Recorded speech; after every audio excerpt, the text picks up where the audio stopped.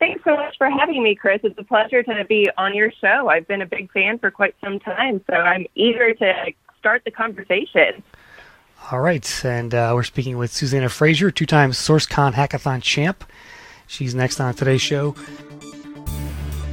Welcome to RecTech, the podcast where recruiting and technology intersect. Each month, you'll hear from vendors shaping the recruiting world, along with recruiters who'll tell you how they use technology to hire talent. Now, here's your host, the mad scientist of online recruiting, Chris Russell. Welcome to RecTech, everyone, the only podcast that helps employers and recruiters connect with more candidates through technology-inspired conversations. Recruiting is getting more technical in nature, so it's important for recruiters to stay up to date on the new tools and tactics for success. Today's show is a recruiter edition. The RecTech podcast is sponsored by our friends at HireTool, the recruiter's best friend. HireTool's AI engine is a personal sourcing assistant that works for you 24/7. They got new version 3 out with a new reporting dashboard, new email marketing campaigns and tools that let you automatically track your email response rates. They've also redesigned the toolbox area to include more automation. So if you want to find more candidates online, check out HireTool. Find them on the web at hiretool.com, HireTual.com. All right, a few show notes for you before we get started. Reminder, this show is syndicated on the HR Podcasters Network. Head over to hrpodcasters.com. Find the show and discover over 30 shows now that cover nearly every topic in HR and recruiting. There's lots of stuff out there to listen to. Just added a couple new shows, Sourcing Challenge Show, and Lori Rudiman's Let's Fix Work podcasts are now also part of the Daily Index. And sign up for the email alerts. You'll get the new shows every morning to you, I think around 9 a.m. All right, let's get to our guest. Susanna Frazier is an innovative talent acquisition leader that's fluent in business, talent, and technology. She's an international speaker, HR tech advisor, founder of Sources Who Code, and the first ever two-time SourceCon Hackathon Champ. She has an IT staffing recruitment foundation and focused experience in cutting industries like digital media, entertainment, and technology. She's carved out a niche for building corporate strategic sourcing functions from the ground up and is currently doing so at her existing job, Universal Music Group, the world's leading music company. But today she is on RecTech. Susanna, welcome to the show. Thank you so much. I couldn't be happier to be here, Chris. It's such an honor. I really appreciate it. Well, we're certainly honored to have the two-time SourceCon Hackathon Champ on board, first for us. So, first question, Susanna, how does one become a SourceCon Hackathon Champ? What's involved in that? What is involved in that? So, SourceCon is my home family, I guess you would say, when it comes to conferences and actually entering the sourcing scene whatsoever. And they have a hackathon that they host every SourceCon. And the very first hackathon that I attended, I was just absolutely blown away by the little amount that I knew as a sourcer. Mm-hmm. And was like, oh man, I'm among some of the greats. I really got to up my game. So my first hackathon, I was more of a fly on the wall. And the hackathon really involves just a series of questions, and it's kind of like a mystery where you're trying to, solve who did what and when, the quickest and the fastest, more so than the other sourcers. Well, it just so happens that I listened well enough that I learned the method to the madness and have now won 2 SourceCon hackathons. And I must say that they're very similar to the sourcing.games. Mm-hmm. I'm not sure if you're familiar with them or not, but Jan Tegsy puts on the sourcing games. So when I was trying to brush up my skills, I would definitely jump onto that website and try and hone my skills and prepare accordingly. Nice. Okay. Walk me through like the actual hackathon. I mean, what did you have to do? What did you have to find? Give us a sense of paint the picture for us in terms of what you had to do that night, because it was held on an evening, right? It's at SourceCon. Yes, they are late night events, which can be interesting. Some people choose to go to, for example, downtown Disney before the hackathon, and they don't end up doing as well as had been predicted, which is kind of funny. So yes, you do have to manage your time efficiently in order to participate in these late night events. So they've actually changed up the hackathon, their foundation for launching these. So originally it was more of a series of games, like those sourcing.games. So for example, they would give you a question like, I met somebody on a meetup event and remembered that he was a teacher at XYZ University. However, I cannot remember his name. His name is the password to unlock the next question. So I would do everything that I could to source his name, kind of scoping into the meetup group itself, doing some workarounds in that methodology. And finally, I would find his name to unlock the next challenge. So it's a series of challenges, and then whoever gets to the last challenge first wins that hackathon. Well, this past hackathon, they switched things up a bit where there was more of like an entry-level quiz. So it was 10 different questions, and they were multiple choice questions. So it would be, one of the questions, for example, would be, what is the Boolean operator for a wild card? Or what is the Boolean operator for this XYZ circumstance? So it's very, very difficult to explain exactly what the hackathon entails unless you are looking straight at it. And they do change regularly. But again, those sourcing.games are really the entry point to learning efficiently what a hackathon involves. Okay, fair enough. Let's talk a little high level about sourcing today before we get to some of the tools and stuff. What's the most challenging aspect of sourcing today, would you say, for today's modern recruiter? So I'd say that's twofold. One of the difficulties I personally see on a day-to-day basis is just how do I best prioritize my time? And that's extremely challenging depending on your structure of your own sourcing department. So, for example, I'm a one-woman show at UMG, and I'm supporting 10 national recruiters. Well, when I'm prioritizing which of the recs I'm spending my time on, well, the priorities of the team are quite different than those of the individual recruiters. So, for example, I have one recruiter that's always like, all of my positions are high priority. They must go to the very top. Right. But in the grand scheme of things, that's just not the case. So really prioritizing your time efficiently is definitely a challenge. But on the flip side of that, from more of like a nitty-gritty and the weed sourcing standpoint, keeping up with all of the newest tools and technologies seems to be a very big challenge as well as a time sucker. Yep. And I know some of you out there are going to be like, well, you really don't need to know the newest tools and technologies to be one of the greatest sourcers. And that's true. And I see that twofold again, where people do get caught up in learning the latest and greatest, and they don't get around to actually sourcing. Yeah. But on the other hand, you really do have to have your pulse on what is out there in order to play among the best, I guess you would say. Yeah, interesting. Yeah, that whole time aspect of sourcing is definitely a challenge. I mean, it's because it's the most probably time intensive activity you can do, right, as a recruiter, I think, right? I would say so.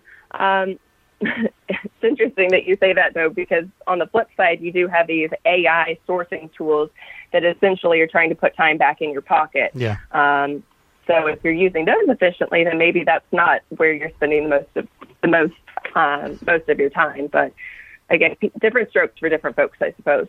Definitely. How much of sourcing is art versus science, would you say? Oh. Well, I'm very methodical, so when it comes to the science side, I do really like to have a process in place so that I don't fall down rabbit holes, which I frequently do.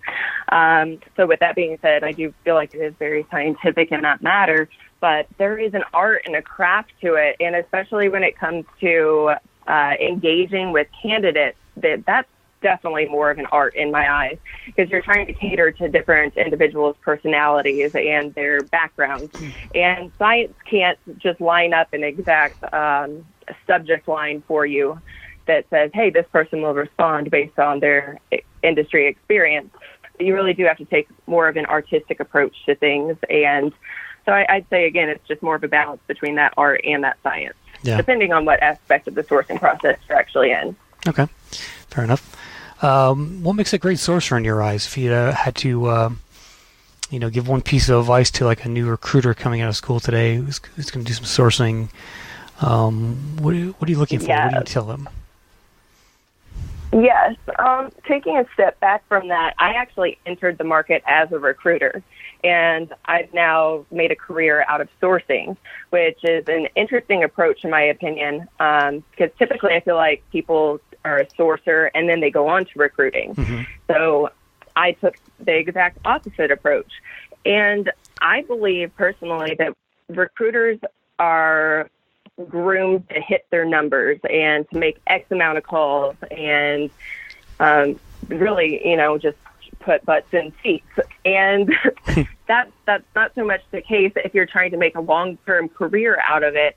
Yes, that's the ultimate goal, but you don't have to hit your numbers in order to hit your calls per day and what have you in order to actually make a fulfilling career out of sourcing and recruiting. Mm-hmm. So I would actually encourage new recruiters and new sourcers to learn the basics, really create a strong foundation before actually, jumping in and dialing on the phone itself. Learn those advanced search techniques, learn Boolean, learn X-ray search techniques, learn how to stem your searches. It sounds very basic, but that's a foundation that I didn't have. And when I did start in recruiting, I knew how to rebuttal different remarks on the phone, mm-hmm. But I didn't know how to search for the candidate to actually get them on the phone. So it's twofold. But yes, I go back to the very basics. Definitely learn those advanced search techniques. Sounds good. Okay. Hey, here's a question for you that wasn't on my list, but I was just thinking about it. How many names do you uncover on like a weekly basis for your recruiters? Do you have a number there? Ooh, I do not have a number in front of me because, again, it depends on the role of itself. Yeah. However, there's two different approaches to sourcing, and that's either you're sourcing for a particular role, big picture, where you just want all of the names of anybody that might be interested in a role, or there's really a more targeted approach where you're defining a target list of candidates that say, hey, 25 people long. I like to take more of that targeted approach and then really nurture those relationships and try and get them interested in the role as opposed to, again, that big picture. Yep. But I can name some key players off the top of my head that would be like, oh, my gosh, she's doing it all wrong. So, again, it really depends on how you're crafting your own art and science when it comes to crafting those searches. All right. So what's in your toolbox these days, Susanna? What kind of first of all, how many tools do you use? Funny. And what's no. What because it sounds like you probably try them all. I know that one. Yeah. So I actually was putting together my PowerPoint deck for Recruit DC this upcoming week. Oh, you're going to that? I am in charge of I'm in charge of their innovation lab. Oh, no way. I'll be there. So that's all about tools and technology. Oh, really? Yeah. Oh, sweet. Okay, well, we'll have to carve out some time together. That'll be excellent. Definitely. So the innovation lab, of course, is all about, the latest and greatest tools and technologies. So I'm just like, okay, where do I even begin? Let's look into my own Chrome extensions and see how many I have hanging out there. Honey, I have over 1,000 Chrome extensions. It's 1,000? nuts. Like, of course, yes. Like, I scraped my extension list, and I don't use them all by any means. I typically have, 10 up and running at any given time. Yeah. But for whatever reason, I felt inclined to literally download over 1,000 Chrome extensions throughout my career, which is kind of ridiculous. So when I was going through these different extensions, I was trying to, pick out which ones that I do use on a regular basis. And there's just so many different categories of tools. Of course, you have your contact finding and enrichment tools. You have your people aggregators. You have your social media marketing and what have you. So there's just such a plethora of different options. And kind of scaling it back here, I feel like the best tools are the most basic tools that you use on a regular basis.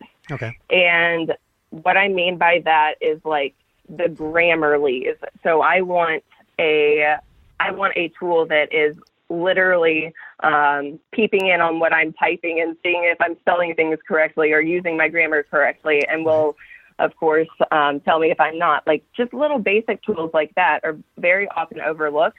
But if I were to get an email with a lot of errors in it, I probably wouldn't think twice about it. Yep. So those are just, good to have in your back pocket. But in addition to that, just looking at my own Chrome setup right now, I typically have multi-highlighter, Evernote, Pocket, OneTab, bulk URL opener, data miner, Grammarly, and Takeout running at pretty much any given time. Okay. I've had to delete a lot of my Chrome extensions because it seems to slow down Chrome a lot. Anyway, you ever? They do, but there's a tool for that. Yeah. Oh, there is? So there's actually 2 tools for that. Yeah. So tell. you have to have an extension manager to be able to manage all those different extensions that we have. Oh. My favorite is called Extensity, and it's just fantastic because you can turn on or off extensions as you please, as well as group them. So if, for example, I'm on somebody's LinkedIn profile and I want to know their contact information, I could turn on my group of Chrome extensions that will help me find that contact information. And when I'm done there, I can turn all of those off with just a simple click. So that's a big helpful extension for you there. That's called Extensity? Yes, Okay. EXTINSITY, something like that. Okay. You ever get thrown in LinkedIn jail because of one of these tools? It seems to be happening I have not. more frequently these days to a lot of recruiters on Facebook anyway. Yeah. It really has. Yeah, they just I actually had a girlfriend get kicked off of LinkedIn altogether. Oh, wow. They just got Tim Sackett a few weeks Yeah, she ago. not only went to jail. Yeah. What was that? They just got Tim Sackett a few weeks ago. I don't know if it was because did they? Yeah. It's like, wow, if they can jail Tim Sackett, who can't they jail? Right. That's quite an accomplishment. And I never knew there was such thing as Google jail. But I've had a friend go to Google jail before as well. Nice. Well, there's even Greg Facebook. Hawk, There's even Facebook jail, which I have been in. Oh, I have not been in Facebook jail. Yeah, well, Gosh, I'm dodging all the jails. Yeah, don't post the same. If you post the same piece of content in 2 groups, like back to back, they don't like that. So I've been temporarily banned from a group for 7 days or something like that. It's happened twice to me. It's annoying, but I've learned my lesson since then. Yep. Yes, I'm sure.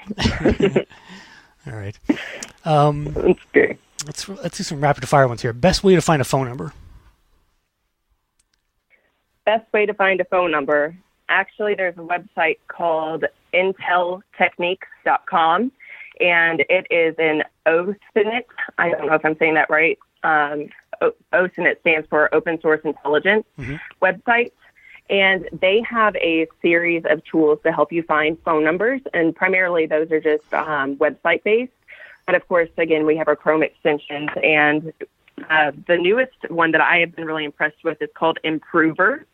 But of course, we still have our standard contact outs and rocket reaches as well. One of my last shows, someone mentioned True People Search. Have you heard of that one? Yes, I have heard of True People Search. I've searched for myself on True People Search. And that was Angie Barros, wasn't it? Yes, it was. Yes. Yep. Definitely. I'm crazy about her. Yes, she's great. She's a great gal. All right. Best subject line you've ever used? Yeah. So since I'm currently sourcing at Universal Music Group, one of the subject lines that I really like to use after doing a bit of stalking, that is, okay, so for example, if I am to stumble across your profile and I want to send you an email, I'm going to cross-reference all of your likes on social media, be it Twitter, Facebook, Instagram, and what have you, with our artist registry. So if I see that you're a really big Taylor Swift fan, in my subject line, I'll say, hey, Chris, how would you like to support Taylor Swift for your job? Or I could even use one of her primarily well-known lyrics as the subject line, just to kind of gather their interest and show, hey, I've actually done some back-end research on you. Let's rap.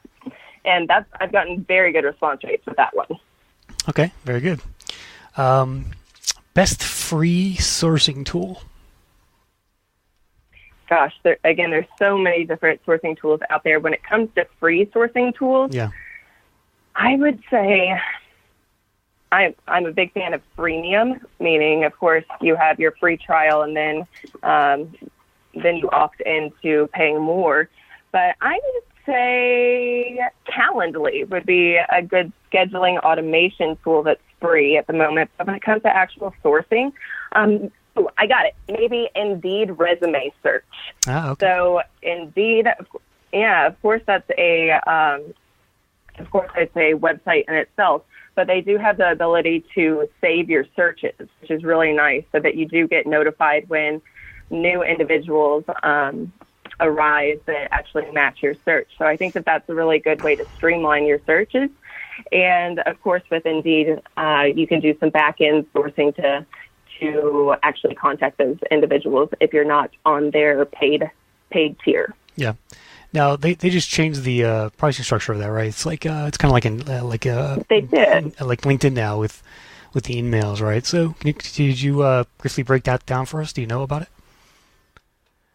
I do know briefly about it, but I am actually not a paid Indeed subscriber. Mm-hmm. I've been thrown into Indeed jail, so I'll raise really? my hand for that one. I have, yes. How does that happen? That was because I was posting jobs too frequently using their platform. And it was the same job. I was just kind of tweaking my messaging, so my job title or the actual description itself, just slightly to see how my results would vary. And based on that, they caught on because I wasn't as fly as I was supposed to be, and I was thrown into Indeed jail that way. But again, no, I'm not a paid subscriber to them because I do try and find some workarounds. Sorry, Indeed. Well, what was the penalty? What did they do? They just wouldn't let you post, or? Yeah, they wouldn't let me post for a while. I did have to talk to one of their customer service representatives, and I knew what I did wrong. And I was candid with them that I was trying to test out how different job titles were performing based on, their platform itself. And they were like, yeah, we're going to try and discourage you from doing that again. So here's a slap on the wrist. It's like the adult version of going to the principal's office. It was. I kind of felt like I had my tail in between my legs. I knew what I did wrong, but I was probably going to try it again. Yeah. I think I heard you talk once that your personalization could be a little bit creepy. Could you explain a little more about that? And did it ever come back to bite you with a candidate at all? Yeah.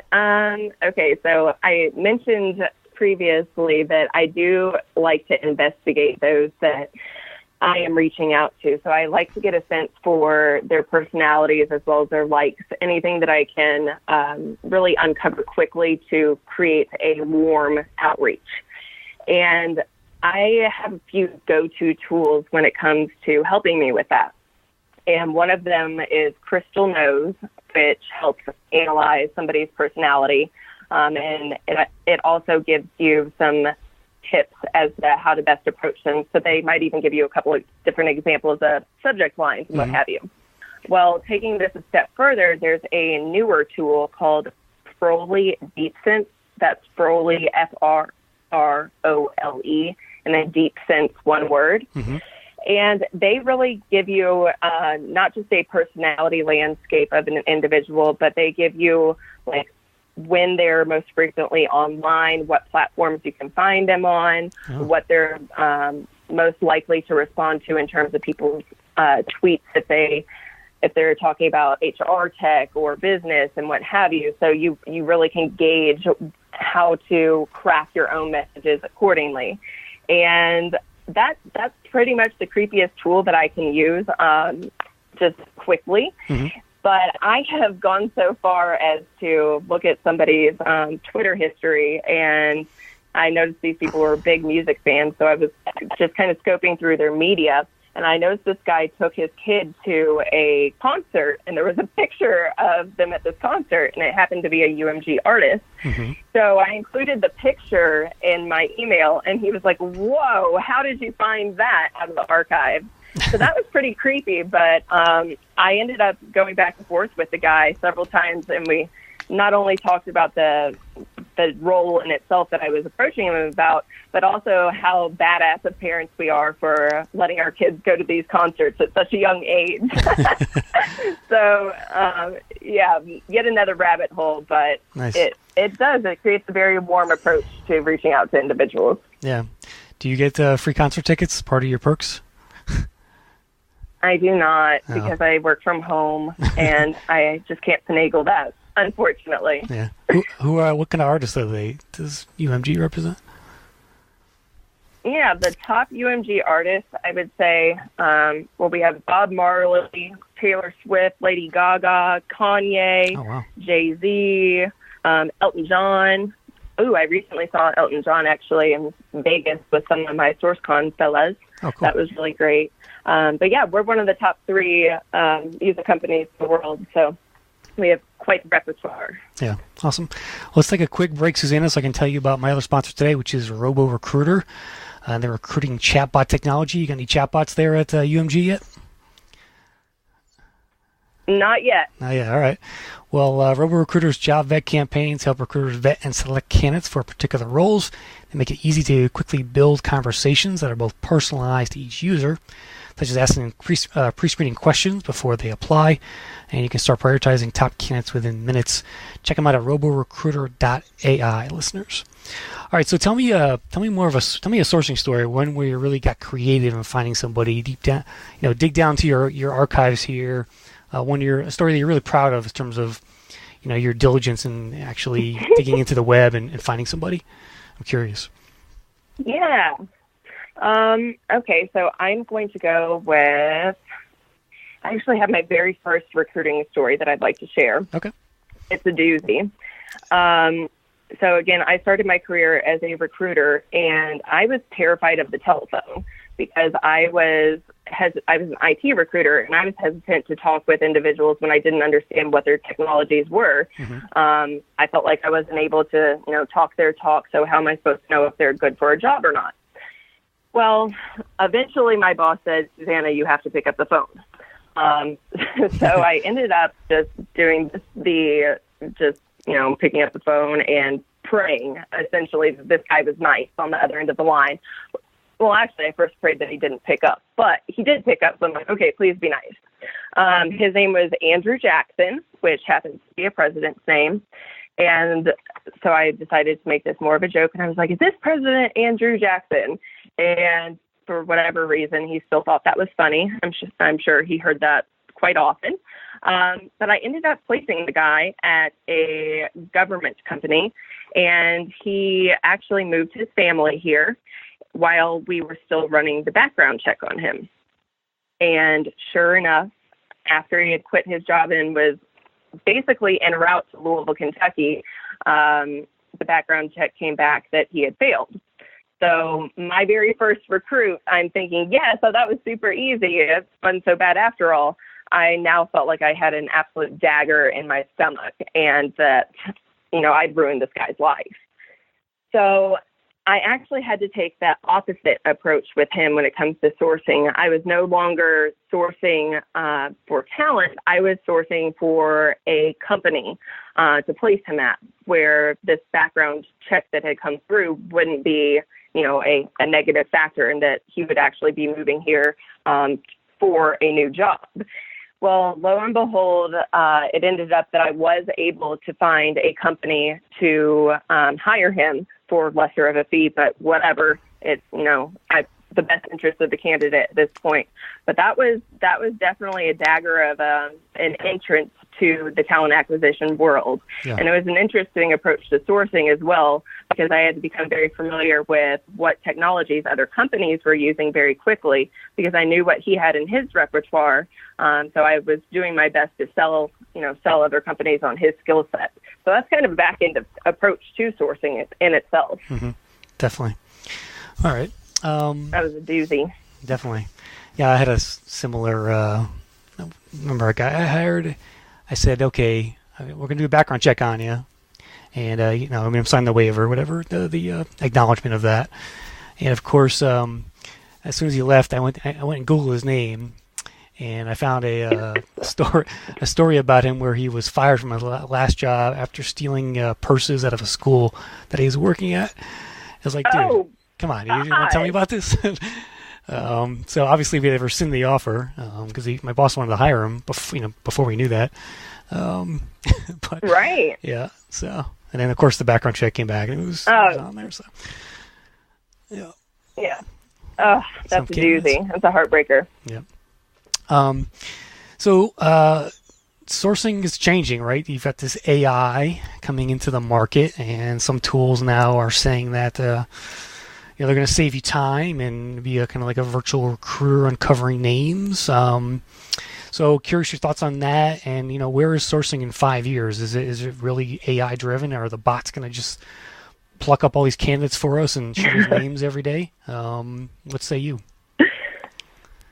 Oh, that's interesting. Yeah, that's definitely buzzworthy in terms of AI and sourcing technology. Are the bots going to take over? I hear that often. As far as the different sourcing tools that do have AI integrations, there's several out there. Of course, HireTool just rolled out their third version of their platform that has several different AI integrations within it.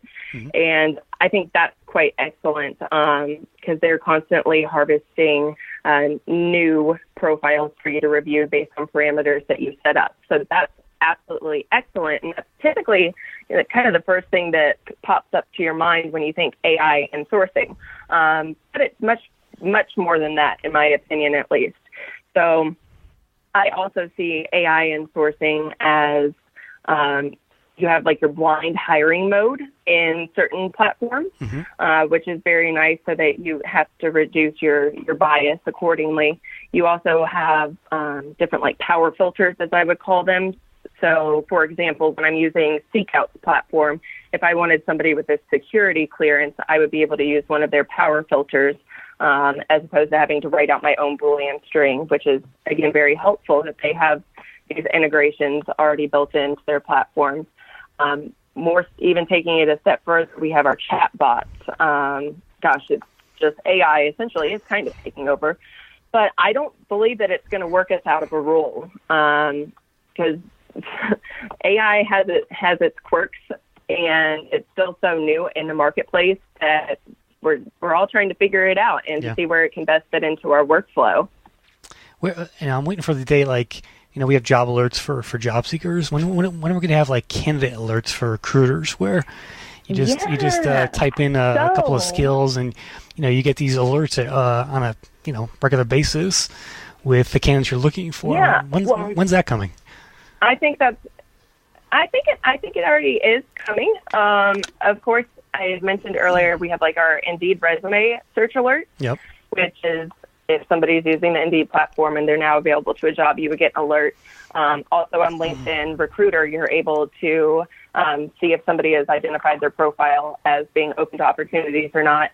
But even more so than that, there's a couple of newer tools that I'm just becoming familiar with where they're kind of like Google alerts on steroids. So if somebody is to update, let's say their LinkedIn profile or Facebook profile or even their Twitter profile, I would get a notification, which is kind of interesting because people are tweaking their profiles when they want somebody to see something new on their profile. So, for example, if I'm becoming open to opportunities, but I don't want my current employer to know, I'm probably going to put some additional buzzwords in my profile that makes it more searchable, for future employers to find me. And with these different tools, I can maintain a pulse on those various URLs. And whenever they do change, whenever the content does change on that site, I get a notification. So I think that's kind of a reverse engineering. When are people becoming available to new opportunities? What tools do you think are close to that now? We do, of course, have your typical Google alerts. But in addition to that, there's one called TalkWalker, which I was really impressed with. There's also, Visual Ping, and then Versionista are two others, where you can actually take a screenshot of somebody's webpage, and if anything within that screenshot changes, you get a notification. which is kind of neat. Yeah. And then Spoonbill is a free tool based on Twitter profile bios. So if anything in somebody's bio changes, I get an email notification and I can see what the profile used to be and then what it is now. Yeah. So interesting. You ever source anybody directly off Twitter or maybe Instagram based on their profile? I have not on Instagram. I have on Twitter, using Twitter lists primarily. So I myself use Twitter lists, but there's a twofold approach to that, in my opinion. So either I can take a peek at other people's Twitter lists. Yep. So suppose I was looking for like a data scientist in LA. Well, I could look to see if there were, of course, any relevant lists based on those parameters. But even more so than that, I could create my own Twitter list. And whenever I'm adding individuals to that list, they get a notification. So again, my outreach to them is a little bit warmer than it would have been if I had not taken that approach. Definitely. Well, Susanna Frazier, we are out of time, but I want to thank you very much for joining me today. I think I learned a lot. I think we covered a lot in the 30 minutes or so here, but appreciate you joining me today. Thank you. You're welcome. Tell the listeners how to connect with you online. Where do they find you? Yeah, so I am well branded across the board as O Susanna Marie. That's OH Susanna, SUSANNA, Marie, MARIE. And that's on Facebook, LinkedIn, Twitter, Instagram, yada, yada, yada. My email is me@osuzannamarie.com. And you can also find me at some upcoming conferences such as Recruit DC here in May, as well as Talent 42 in June, and SOSU in October. And I believe that's all for now. Oh, Susanna. Okay. Yes. All right. Well, that'll do for this edition of the RecTech Podcast. We'll link to Susanna's links in the show notes on the blog post at rectechmedia.com. Thanks again to our sponsors, HireTool and RoboRecruiter. Don't forget to subscribe to the show via iTunes, Google Play, SoundCloud, and Stitcher Radio. Susanna, I hope you're subscribed, and thanks for listening, everyone. Remember, always be recruiting. Another episode of RecTech is in the books. Follow Chris on Twitter at Chris Russell or visit rectechmedia.com, where you can find the audio and links for this show on our blog. RecTech Media helps both HR tech firms and employers to get more clients or candidates through our consulting practice and online tools. So be sure to check out our sites like Recruiting Headlines, Job Fairing, and more to stay up to date on what's happening in recruiting. Thanks for listening, and we'll see you soon on the next episode of RecTech, the Recruiting Technology Podcast.